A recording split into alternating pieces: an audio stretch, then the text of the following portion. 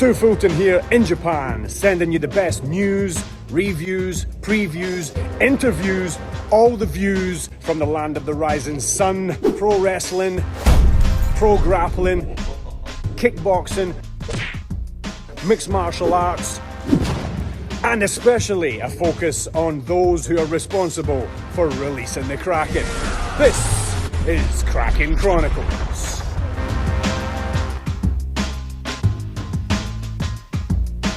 Stewart Fulton here in Japan, and today's guest is a fellow Scot from sunny Fife. He's a professional wrestler with a Pro Wrestling Noah major organisation out here in Japan. He burst onto the scene here in Japan unlike anything we've seen before, with a huge win over the promotion's young star Kaito Kiyomiya, and has gone from strength to strength. Just over a year later, he now holds 2 championship belts. Welcome to Kraken Chronicles, Jack Morris.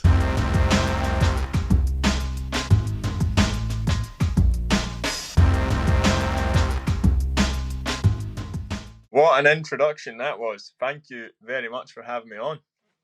I was embellishing a little bit there. Sunny Fife, I'm not sure it's too sunny right now. No, it's definitely not. I've been back for a week and I think it's rained the majority of the time. So standard fare. Welcome home. How's the jet lag? Not too bad, to be fair. The flights were quite kind and I managed to have an aisle seat so I could sleep properly, I could sleep better. Got some sleep and then all good. Excellent. Brilliant. Great to have you here today. Let's quickly touch on the spark, that initial release of the Kraken out here in Japan. Can you take us through the emotions that first day in the ring with Kaito Kiyomiya in a completely foreign country? Yeah, it was wild. It was a wild experience. Just everything leading up to that point, and then the match itself. I only knew I was coming over maybe a month before the match, and then everything just went so quickly. And then the match itself, making my debut, the N1 Victory Tournament, and then stepping in the ring and then defeating a guy like Kiyomiya, the dream start to my Noah career. So. It was magical, and like you say, not just coming and making your debut on the big stage, but against the young star and in the opening of the N1 Victory Tournament. I mean, the whole thing must have just been like a whirlwind. It really was. It really was. Before even like stepping in a Noah ring, I've been a fan of Japanese wrestling. I've been a fan of Noah. I followed the promotion before I even stepped in the ring myself. So to make my debut for them and for it to go how it did go, it's crazy. It's still crazy looking back, and obviously the journey that's continued since then. It's just been wild from the start, really. Yeah. Tell us about your journey from Scotland to Japan. What was your mindset wrestling in Scotland and in the UK on the scene? Did you have something in the back of your mind telling you that there was something bigger out there for you, something that you had to go and look for and chase? Yeah, I've always, right from the start, from my first time in a wrestling ring, I've wanted to make a career out of it. Wrestling's something I feel like you can't just have it as a hobby. You know, like it's tough taking bumps and what you're doing to your body. To do it as a hobby, I just don't. Why would you want it? It's not easy. So before I even stepped in the ring, like my aspirations was to make a name for myself and to make a career out of it, whether that was in Japan or America, Mexico. Like I want to make it my full-time job, full-time living. So I'd always had aspirations of Japan, and luckily it came quite early for me, I think, in my wrestling career.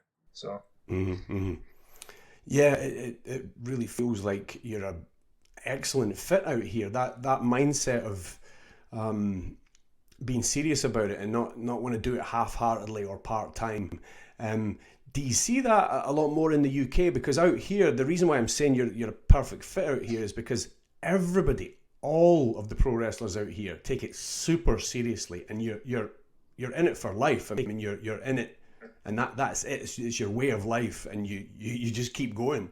Yeah, I think that's just been my mentality from a young age. It was no secret, but I used to be a professional footballer, and played football for professional teams from a young age, and just that hard work mentality, dedication, consistency of training.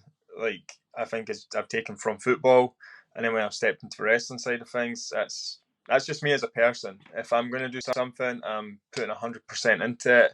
It sounds cheesy, but I don't want to leave anything out. I don't want to have any regrets about it. If I feel like I'm not going to do something half-arsed. Like, I'm going to 100% into it, work as hard as I can, and I believe that hard work leads to opportunities. And then when those opportunities come, then that's when you need to capitalize and make the most of them. And I think getting the getting the N1 tournament opportunity, look what's happened from that. It was an initial 3-month tour, and I think in the last 16 months I've only been home 10 weeks, so it says a lot. So yeah. That is the essence of releasing the Kraken. You know, you've got something inside of you, and you just have to keep going until it's fully released. You can't. There's no halfway house. No, definitely not.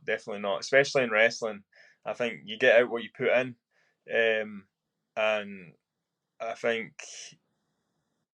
I came over. Company took a chance on me. I came over and I showed what I'm all about.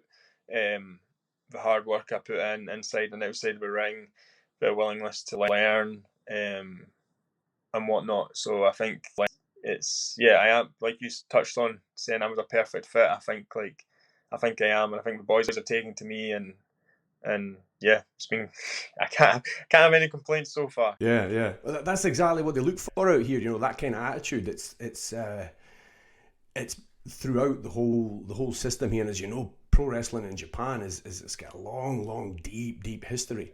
Yeah, it's not easy, and it was humbling as well when I first came over and saw the dojo system that Noah run.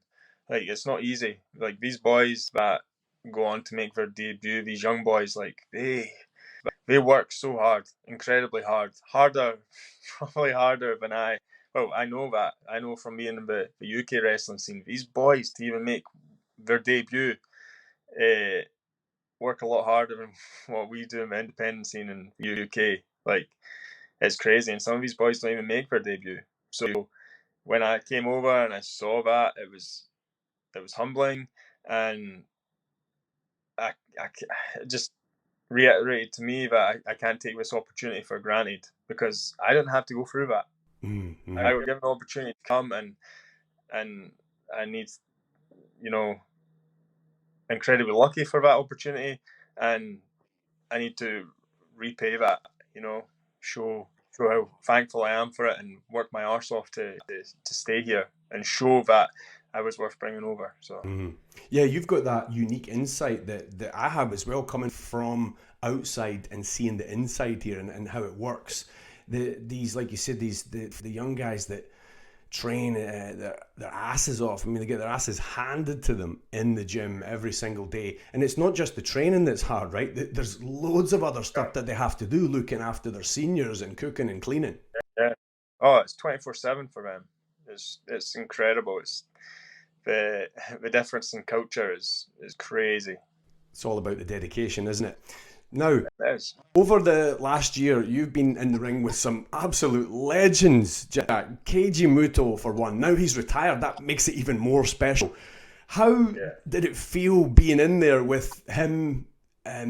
Were there any differences between being in there with him, the atmosphere, and other greats like Yoshinari Ogawa, Marufuji, Masato Tanaka, guys like Shiozaki, Sugiura, Funaki?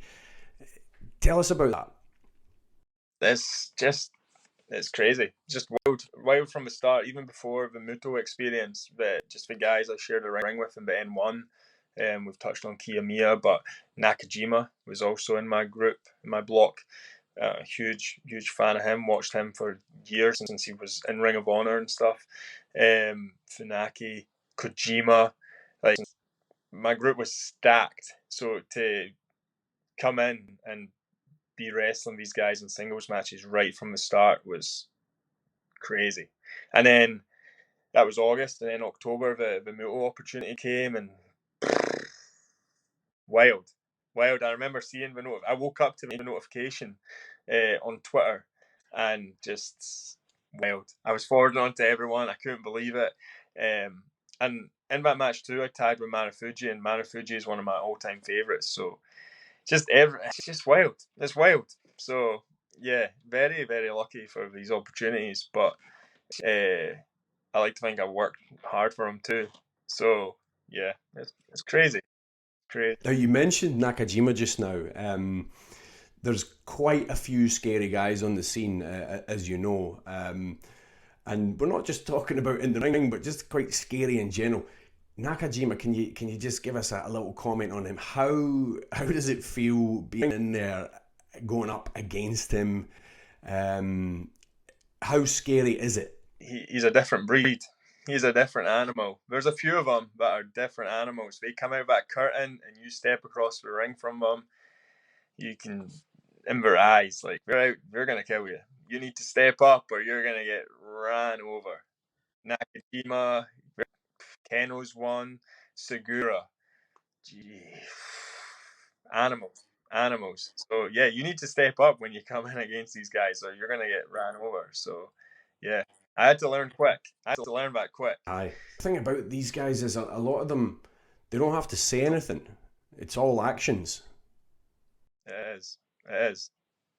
They have that aura. They have that presence. I mean, it comes across on the TV, on videos and stuff, but actually being there and experiencing it, it's completely different. It's turned up. Like it's something. Uh-huh. Right, let's get into the championship titles. This is something else. Anthony Green and yourself took the GHC Tag Team Championship belts in September in Nagoya. Take us through your highlights, your personal highlights of that match, and how you felt holding your first title in Pro Wrestling Noah. It's cliche and it's cheesy, but it is a dream come true. Like, these are the stuff, just everything that I came over for the N1 tournament, 3-month tour. I met Anthony. He was kind of similar time as me. And then from there, me and him have been like pretty much joined at the hip, to be honest. We live together. We're in GLG together. And we probably spent the same amount of time in Japan. Like, he's been there pretty much the same amount of time as I have. Very little time at home for him. Like, me and him have been there for almost 16, 17 months with very little breaks. And then for us to build towards getting the opportunity for the tag team championships, and then for the company to put faith in us to win the tag team championships. It's a dream come true, because these things mean stuff here in Japan. Not saying it doesn't elsewhere, but coming from independent scene, and there's different levels, isn't there? And Pro Wrestling Noah is a huge company, professional company, and if you're holding a championship there, then it means something. So for me and Anthony to achieve that, it was something very special. And the match itself, I think we put on a really good match. I'm very happy with it, and the fans were behind us 100% too. We had them from the get-go, and then when we won, like, the ovation was something. So no, it was great. Magic. Yeah, Tony's a stud, and it really is fantastic to see the two of you shine and holding those belts. Like you said, they actually mean something huge here, because Noah's a huge company, but there's only 5 titles. Yeah. Well, the newly revived white belt as well now, but it's not like there's a plethora of belts getting handed out left, right, and centre. There really is just a few pieces of gold that only the best can take. Yeah, Oh, and the legacy of the tag team championships too. Like, I could list, you could go on forever of these legends that have held these, and then for me and Anthony to have an opportunity and to win them, it's mad. In the history books, Aye. can't take that away. Aye. Can't take that away. So, yeah. Yeah. Speaking of legacies, now onto the red belt. Completely unheard of for a foreigner to board the Ark, win one title, then challenge for and win. That's the guy right there. Look at how beautiful that is. Yeah. Yeah, I mean, winning a second belt the following month after taking the tag belts. So you're now the 10th wrestler to hold the GHC National Championship with a list of nothing but studs before you. Winning that belt from El Hijo de Dr. Wagner Jr., he held it for nearly a year, making 6 successful defenses. What was the pressure like going into that? How do you prepare physically and mentally for that level of Kraken releasing? Just you just have to. Going back on the physical preparation.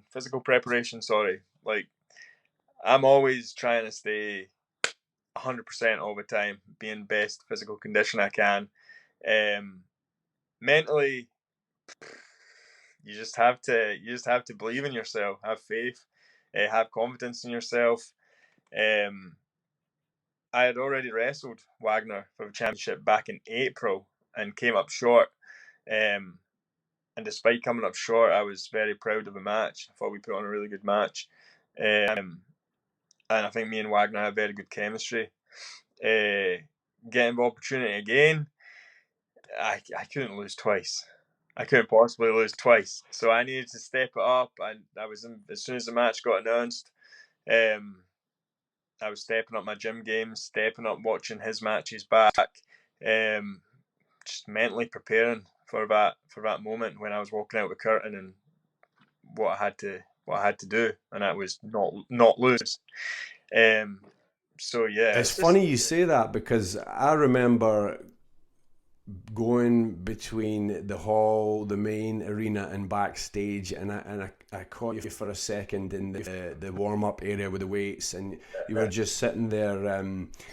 It looked like you were just trying to stay calm and collected, and then run things through in your head what you were going to be doing, and to get that championship. Yeah, I think trying to control my emotions, try and stay calm as much as I could, knowing that was what was about to happen, and have a match with Wagner. I think that's one of the things in any match, controlling your emotions and focusing on what you have to do and not thinking of other things, because it is 100% focus all the time. You just slip in focus can lead to, injury, and whatnot. So yeah, it was all I just need to try and calm down, and I was the only person in the fitness bit, the weight bit, and I just needed that space and time by myself just to relax, or try and relax as much as possible. So, well, I was ringside, as you know, going absolutely mental. You can watch it on Wrestle Universe. So anybody watching this, get yourself on Wrestle Universe and watch that championship match. It was something that will go down in the history books, believe me. It's one of my, obviously the moment in itself and winning, but it was one of my favourite matches I've ever had, and it was in the same arena a year since the Muto match too. So it's a special place for me. Yeah. Fukuoka. So yeah. Living the dream, Jack Morris. Absolutely. Very, Can you shoot your social media? What are your social medias, so that anybody can follow you and see what you're up to? Yes, so on Twitter and Instagram, or X if you want to call it X now, but X and Instagram, it's Jack Morris X17, and then on Facebook, it is Jack Morris Wrestling. Superb. And where can we see you next? I'm pretty sure you'll be back at the turn of the year. I am back in Ariake on the New Year's show on the 2nd of January. So very, very much looking forward to that. I'm enjoying the time at home, trying to relax as much as possible and let my body recover from the last tour. So looking forward to that. Yep, January 2nd, Ariake Arena. That will also be live on Wrestle Universe. Well, it's been an absolute pleasure talking to you today, Jack, and I can't wait to see you back out here in Japan. Thank you very much for joining us on Kraken Chronicles.